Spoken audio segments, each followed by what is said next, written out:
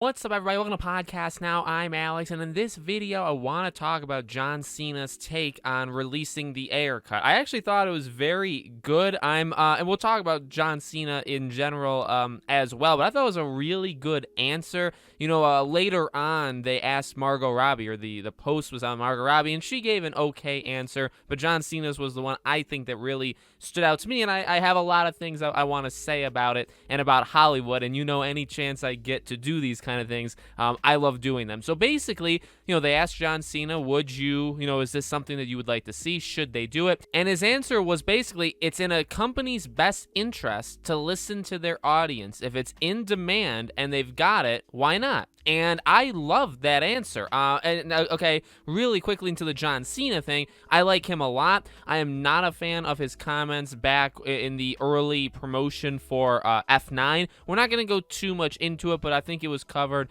online. It was not a good thing with him bowing down to, again, I'm not going to go too far into it. I don't want to say certain keywords, so we just won't. But besides that one kind of public stunt that he's had, I believe I've really liked John Cena as a person. I like his mentality, and I really do. I really do. He's one of the Hollywood people that I would, if you have to look up to anybody, which I highly advise never to look up to anybody in Hollywood, he would be in some sort of like top tier list if I had to make one. I'm not going based off what John Cena says just in general, but I feel like besides a hit here and there, he's one of the good ones. This is a very good quote, and it pretty much is the answer, or the reason I would say John Cena kind of said the quiet part out loud, so I believe they should do this. Now, I've said this before. The Suicide Squad, not the Suicide Squad, Suicide Squad. I've never actually hated that movie. I came out of the movie kind of liking it.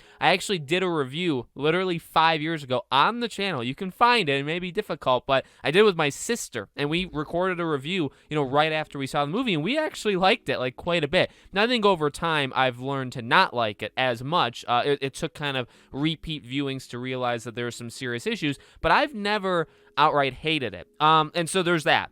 Number two is, would I want a Ayer cut? Yeah, I want a director's vision to be told. I don't want somebody to be sidelined in the way that it seems like he was. Now, do I need it? Is it something that I'm going to die if I do not get? No. And, do I care even all that much? No. Again, my main stake in the battle is probably, having them fulfill, again, his vision. And then I would say my main stake in the battle is giving fans what they want. That's why I would say if I'm considered a part of this kind of thing, that's what I want to be known for, that I'm a part of it. In that, if it's what audiences, literally, it's actually what John Cena said. If it's what the fan, and now he said, I think, audience, right? It's if it's what the fans want. And not even, I would actually know what fans is probably the wrong word too. Customers. If you want to get businessy, because we're talking about HBO or Warner Bros. And we're talking about Disney with some of these cases, right? They care about money. That's their bottom line. We've talked about this with petitions.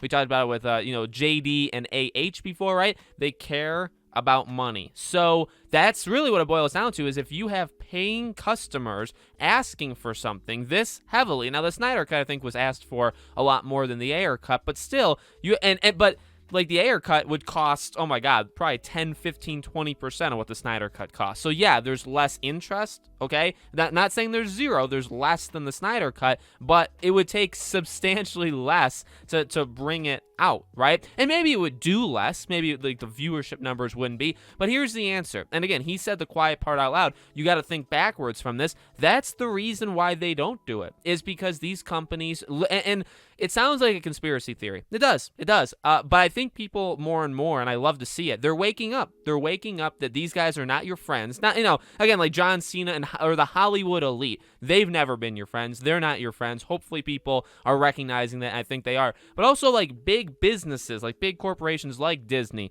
like Warner Bros. They're not your BFF. You know what I mean? I don't know when that became a thing. It's I think apparent in like console wars that people really root for Sony and Microsoft. And I mean, you can like figureheads and you can like speakers, like you can like, Phil Spencer or Sean Layden from Sony when he used to be there, right? But like, I don't think it's a wise move to like bow, like bow down or worship or almost, again, like root for this entity when they don't care at all what you think. They don't. They care about the money that comes out of your pocket that goes into theirs. That's what they care about. And yeah, will what they do sometimes align with what we want, or is that kind of their goal? More or less, because they want your money. But that's the whole point. So that's the funny thing with this is, HBO Max, HBO, Warner Bros, they're not your friends. They're not. They care about money. And the issue here is this would make the money. This is a successful thing, just like the Snyder Cut is undoubtedly a successful thing. But the issue is it gives us power. And again, sounds conspiracy theorist like, but it really isn't. It's when they do these things, they are showing the world that they're listening to their fans. And that's just like unacceptable in modern day Hollywood because they want control. They are better than us. They're bigger than us. They make the decisions, and we are not allowed to have differences of opinions. We swallow it and we accept it. And again, you can say all the stuff you want, but there's countless examples of blaming. Instead of just saying our movie is and I can go like a Charlie's Angels route with saying the movie's not for men, okay? And then when the movie fails, saying why did men not go see the movie, right? You have that kind of blaming nature. But it's the same thing here. You can come up with some sort of an excuse, and they do. Instead of looking inward, what would it be like if, let's say, a movie bombed? Let's say Eternals, the movie Eternals bombs. Okay, now that's Marvel, but let's say it bombs. What world would it be when they blame themselves? When they say, you know what? Maybe the characters just sucked. Like the writing team, we need to do better. The director, we need to do better. The story, when was the last time you heard them say that? Never.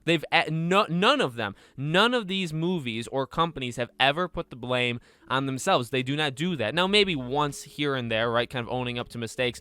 But sometimes they'll let mistakes go for like a decade, and then they'll kind of address it afterwards and say, oh, well, we're trying to improve. Stuff like that. That has, I guess, happened before, but they'll let it go. They'll let it go. They do not blame themselves. They blame you. In fact, they'll blame the customers, which is the funniest thing. So that's why I love the answer by John Cena, because it's correct. It's do what the customers want. Instead of blaming your customers when not enough of them pay to see your product, right? In terms of movies, when they're not paying to see your product, instead of maybe blaming them, maybe you look inward and you say, well, maybe we didn't make the movie for them. It's become such a taboo thing. It's become such a weird thing where they're not allowed to blame themselves, where they have to blame us, and where customers, us, are, and and the saddest thing I think is some sort of like indoctrination, right? That I have seen online where each other kind of blame, like we kind of blame each other, where it's like, well, it's our fault. Well, what are you talking about? Why are you taking the blame for Hollywood? Like it's their problem. You know what I mean? It's this. You could go down the Johnny Depp route with pirates, right? Like people want that, and I know it may, and like that's the thing. Maybe it looks bad, but does it really? Will anybody be upset that he's rehired for Pirates 6? Will anybody? No, they will not. There will be a group of 5, 10, 15,000 Amber Heard supporters online. That'll happen. Did they ever watch a Pirates movie in their life? No. And I get, again, that's a different example, but for this, it's the same thing. It's like, what is the harm of giving fans the Ayer cut? Like, what's it going to do? It's saying, oh my God, so here's the reason why they don't do it. Oh my God, people asked for it and we gave it to them. Jeff, can you believe that? They're sipping, wine at their desks, going over their future plans. Can you believe it? We bowed down to them. The stupid peasants that are paying for our stuff, they're supposed to just accept what we give them. Instead, they're asking us. Can you believe that, Jeff? Can you believe that's what they're doing? And it's the stupidest thing I've ever heard, but there's no other excuse. There's no other thing that's happening. They don't want to do it. It's not about a money thing because they'll make money. It's not about will it be popular? It will be popular. You know what I mean? It's no, again, in terms of scope, for like Justice League versus this, it'll be smaller, but again, costs less. They'll still make money, all that stuff. And you're just building goodwill is something that I think is underappreciated by these companies. It does matter. It does. And maybe it's because they haven't seen it yet. You know what I mean? But they will. Like Star Wars is kind of experiencing it right now. Marvel could very well be experiencing it over the next couple of years. It takes a while. People aren't going to speak up or you're not going to immediately see results to show that we're upset right away. It does take a while, right? Even with like a Pirates thing, like, yeah, people are upset, but like, wait until that you do a Pirates movie without Johnny Depp, then see how well that does. You're going to notice really quickly you've made a mistake. And at that point, sure, can you course correct? Yeah, it'll take a couple of years, but you've already made a grave mistake. So, again, I know these are all different examples, but I love the answer. I love that, he really, again, I don't think he's one of us, okay? It's just, I think, almost impossible to be, but if there is a Hollywood person that's close to us or we should almost look up to in the way that they talk, besides here and there, I think John Cena is definitely one of the good ones, and I really like that answer. So let me know, guys, what you think in the comments below. Do you think we'll ever get the Ayer cut? All that stuff. Make sure, if you haven't already, you guys are subscribed, bell icon turned on, so you know all these videos go up. If you guys want to follow us in any of our other social medias, we have Twitter, we have a second YouTube channel, we have Patreon and YouTube memberships. All of that stuff is in the description below for you guys to check out. Thank you for watching, and I'll see you all on the next video.